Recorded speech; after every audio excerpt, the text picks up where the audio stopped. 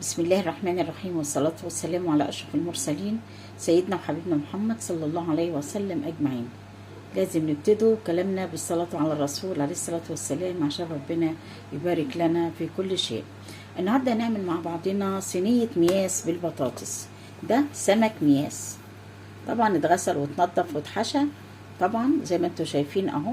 ده اسمه مياس. طبعا دي البطاطس بتاعتنا خرطتها زي ما انتم شايفينها، وحطيت عليها التوابل، توابل سمك وكمون وكزبره وشطه وفلفل اسمر، تمام، وحبه كاري صغيرين كده، تمام كده. وطبعا حطيت اللي هي الخلطه بتاعتي دي،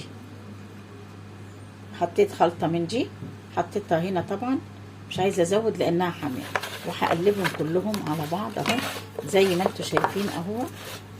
انا ما كترتش بطاطس كتير عشان ما فيش حاجه تستنى يعني صراحه. بطاطس قليله في السمك افضل. هي البطاطس في اي شيء قليله بتبقى افضل. ليه بقى؟ لانها تقيله شويه يعني في الصيف اهو زي ما انتم شايفين كده. دي باذن الله البطاطس اللي تبلتها بايدي طبعا اهي كده، تبلتها كلها اهي ما شاء الله تبارك الرحمن. طبعا بحط عليها شوية من الكزبرة والبقدونس والكرفس، شوية كده كزبرة وبقدونس وكرفس. طبعا الكرفس بيدي ريحة جميلة جدا، نكهة جميلة جدا طبعا زي ما انتم شايفين. بسم الله الرحمن الرحيم. كده دلوقتي هاخد المياس وهحطه في قلب الصينية. بسم الله الرحمن الرحيم. انا ما رضيتش اكتر عليكم طبعا وتستنوني لغايه اما اقشر وانضف واعمل. طبعا انا ما رضيتش حقيقه ربنا. ليه؟ لان الوقت بيجري والناس مش فاضيه تقعد تستمع لاخر الفيديو يعني، او نطول عليهم. تمام اهو. طبعا انا كنت منضفاه ومملحاه وحشياه كده ما شاء الله اهو. كده المياس بتاعنا نزل في قلب الصينيه بتاعتنا حلو كده. طب فاضل ايه تاني يا ماما سناء؟ هقول لحضراتكم فاضل ايه. فاضل عندنا طبعا الكرفس احطه على السمك كده، كرفس وبقدونس وكزبره، تمام. وبعدين عندي ليمون احطه في النخاشيش بتاعه السمكه، ده بيدي ريحه حلوه قوي. نخاشيش السمكه اهي، وفاضل النخشوش اهو، سمكية واحدة بتحط في النخشوش بتاعها، وارصه طبعا كده عليها. بتدي ريحة جميلة جدا، الليمون ده بيدي طعم وريحة جميل حقيقي، انا بحب ناكله. هناخد بس شوية الليمون اللي هم في الطبق انزلهم كده عليهم، تمام. واجيب الفلفل الاخضر بتاعنا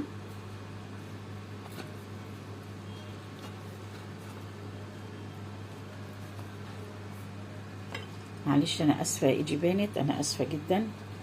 كده الفلفل الاخضر اهو زي ما انتم شايفين ما شاء الله. والله ريحتها تحفه تحفه، لسه يعني ما استوتش وريحتها جميله زي ما انتم شايفين اهو ما شاء الله تبارك الرحمن. ادي صينيه المياس بالبطاطس، او صينيه السمك بالبطاطس، بس هو اسمه مياس عشان تبقوا عارفين ايه نوع السمك اللي انا بعمله.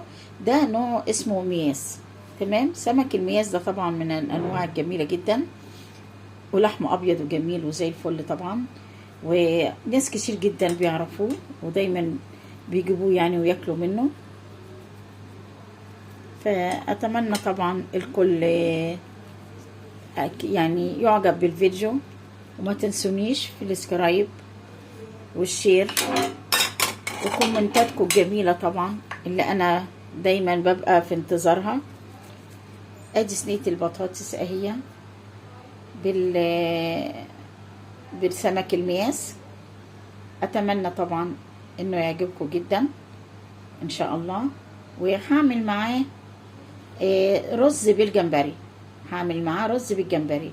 اما اجي اعمل الرز بالجمبري طبعا هكون معاكم بإذن الله تعالى إن شاء الله. متشكرة جدا جدا، وبشكر كل متابعيني الكرام، ولادي اللي أنا بعتز بيهم، ربنا يحميهم ويحفظهم لي يا رب العالمين، سواء بنات ولا شباب، بارك الله فيهم وعليهم، الله لا يحرمني منهم أبدا. وأشوفكم على خير وسعادة وسرور بإذن الله تعالى، وأستودعكم الله الذي لا يضيع ودائعه، والسلام عليكم ورحمة الله وبركاته. وطبعا أنا هكمل الفيديو بإذن الله، هعمل الرز بالجمبري وهضيفه معاه إن شاء الله. يلا أشوفكم على خير. حبيت أقول لكم إن أنا حطيت طبعا نص كوباية مية صغيرة عليها من تحت، وحطيت عليها طبعا زيت ذرة ماشي، زيت تموين اللي عندكم، يعني الزيت الحاجة اللي موجودة عندكم إن شاء الله تحطوها. أنا بس كنت يعني نسيت خالص صراحة، فقلت لا لازم أرجع لكم وأعرفكم إن أنا حطيت نص كوباية مية، وطبعا حطيت فوق الوش كده زيت ذرة من اللي كان موجود عندي.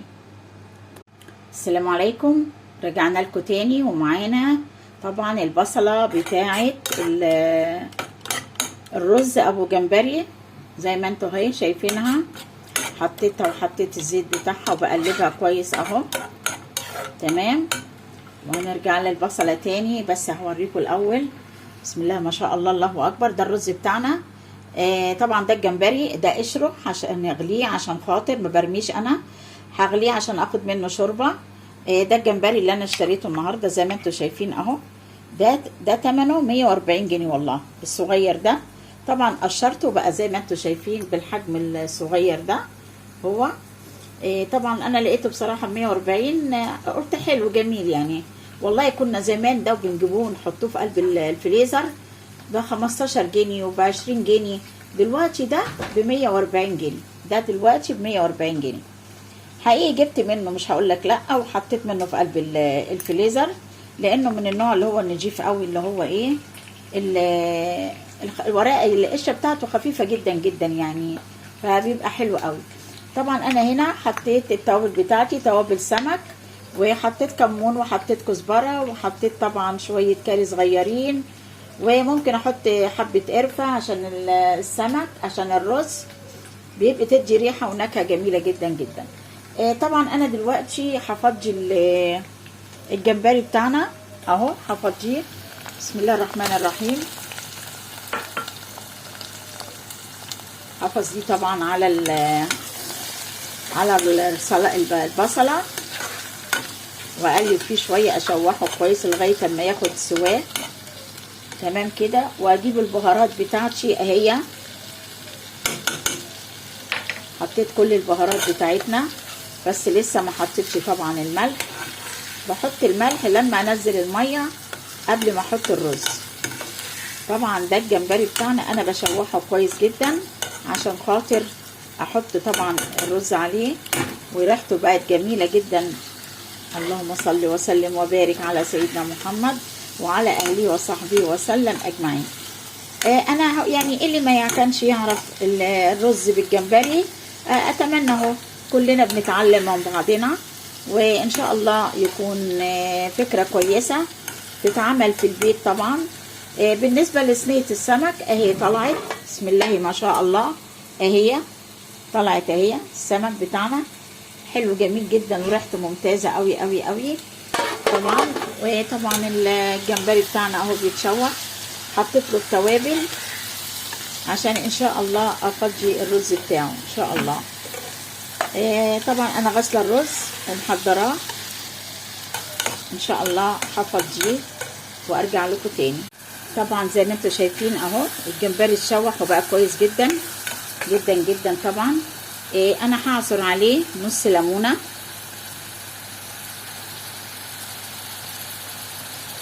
طبعا انتوا عارفين الليمون بيشيل الزفاره. نص ليمونه اهو. وطبعا هفضي بقى الميه بتاعتنا العيار اللي انا عاملاه. بسم الله الرحمن الرحيم. اللهم صل وسلم وبارك على سيدنا محمد وعلى اهله وصحبه وسلم اجمعين الى يوم الدين. حبيبي يا رسول الله. زي ما انتم شايفين. وبعدين هاخد طبعا معلقة صلصة صغيرة اهي، معلقة صلصة صغيرة. اللهم صل وسلم وبارك على سيدنا محمد وعلى آله وصحبه وسلم أجمعين إلى يوم الدين. حبيبي يا رسول الله. طبعا أنا حطيت المية بتاعتنا طبعا، وهنحط طبعا مقدار الملح بتاعنا. أنا حطيت معلقة وأجي معلقة كده، يبقى أنا حطيت مقدار الملح بتاعنا زي ما انتوا شايفين اهو. المية بس أهم شيء إنها تغلي عشان ما احطش الرز وهو ما غليش الميه عشان ما يعجنش، لان انا غسلاه من فتره يعني من شويه قبليها، فممكن يطرى معايا او اي حاجه. تمام كده. هحط بقى انا كده الرز ابتدى طبعا تغلي اهي، هنغطيه شويه، هنغطيه شويه وبعدين نرجع لكم تاني. الميه بتاعتنا غلت اهي زي ما انتم شايفين. هنسقط الرز بتاعنا. بسم الله الرحمن الرحيم. بسم الله بسم الله بسم الله. كده فضينا الرز بتاعنا اهو، ما شاء الله تبارك الرحمن اهو. بسم الله الرحمن الرحيم. اللهم صل وسلم وبارك على سيدنا محمد وعلى آله وصحبه وسلم أجمعين إلى يوم الدين. حبيبي يا رسول الله. كده هنغطي على الرز بتاعنا تمام، وبعدين نرجع هنا بقى. طبعا أنا قايله لكم إن أنا مش هرمي الروز بتاعة السمك، اللي أنا آسفة بالروز بتاعة الجمبري، هعمل منها شوربة أهي. حطيت كل التوابل وحطيت طماطم وحطيت ملح وعصرت ليمونه عشان ناخد منها كوبايه شوربه محترمه. يعني المفروض ان انا ما يبقى عندي جمبري وهقشره مرميش القشر بتاعه، بالذات الروس اكيد يعني ناخدها ونعمل منها شوربه الجمبري، بتبقى جميله جدا، او شوربه السي فود بتبقى رائعه. كده عندنا الرز بتاعنا هياخد وضعه. هغطي عليه طبعا اهو، وهغطي عليه باذن الله عشان ياخد راحته. وطبعا هنا شوربة الجمبري ولعت عليها، تاخد غلوتين 3 كده وبعدين اطفي عليها. تمام. اما يخلص الرز باذن الله وشوربة الجمبري او شوربة السي فود، ان شاء الله اكون معاكم بفضل الله عز وجل. ورجعنا لكم من جديد. الحمد لله رب العالمين. تمت وجبتنا بحمد الله. ادي طبق الرز ابو جمبري زي ما انتوا اهو شايفينه، والله ريحته تحفه وجميل جدا جدا جدا وطعمه خطير طبعا مع البهارات والجمبري والدنيا دي كلها واو. وطبعا ده المياس وده البطاطس اللي معاها وده حطينا شويه جرجير جنبهم، عشان هو طبعا انا ما حطيتش الجرجير كله، حطيت دول بس. طبعا زي ما انتوا شايفينها الوجبه كامله متكامله جميله جدا جدا. اتمنى لكم السعاده والهنا باذن الله تعالى، وان شاء الله ان شاء الله محتاجه منكم كومنت جميل وسكرايب وشير، وبارك الله فيكم وعليكم. اللهم احسن ما بين ايدي وايديكم يا رب العالمين. ونختم كلامنا بالصلاه على الرسول عليه افضل الصلاه والسلام. اللهم صل وسلم وبارك على سيدنا محمد وعلى اهله وصحبه وسلم اجمعين الى يوم الدين. حبيبي يا رسول الله، صلوات الله عليك يا حبيبي يا رسول الله. شكرا لكم جزيلا وجزاكم الله خير الجزاء، واشوفكم على خير وسعاده وهنا وسرور بفضل الله عز وجل. السلام عليكم ورحمه الله وبركاته. متابعيني حبايبي الغاليين، استودعكم الله الذي لا يضيع ودائعه، والسلام عليكم ورحمه الله وبركاته.